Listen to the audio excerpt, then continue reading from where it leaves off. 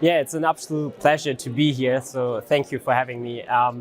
The connection is quite clear in terms of like that athletes are the most affected by sport in terms of they are the ones delivering sport. So they are the product and the work in that sphere, and they are directly affected by the regulations by sport governing bodies. So there's a clear linkage between what the operations of sport governing bodies and athletes. I think the first step would be to take the international standards as the benchmark. So when we talk about freedom of expression, we don't speak about an absolute right. There are certain limitations, and that is clearly understood. We don't want to see propaganda on the field of play. We don't want to see inflammatory speeches. We don't want to see players neglecting the dignity of other human beings.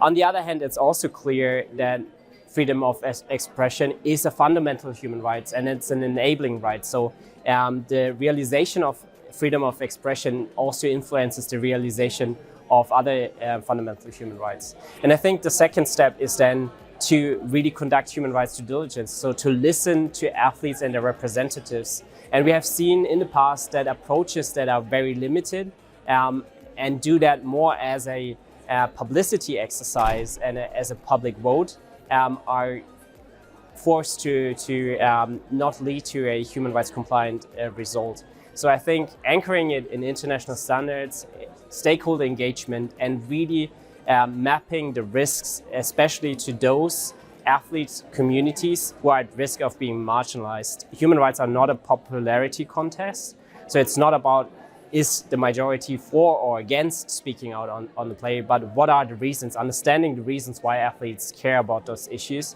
And then lastly, I think the last essential pillar for really embedding freedom of expression in sport is providing a safe space for athletes to speak out. So especially in light of authoritarian regimes, there need to be safeguarding mechanisms in place.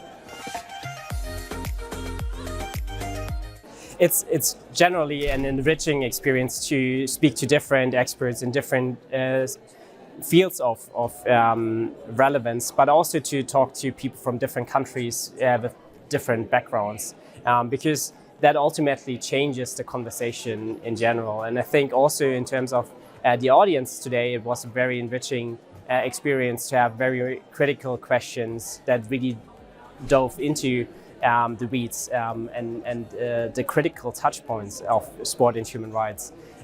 So it was a great experience. Thank you so much.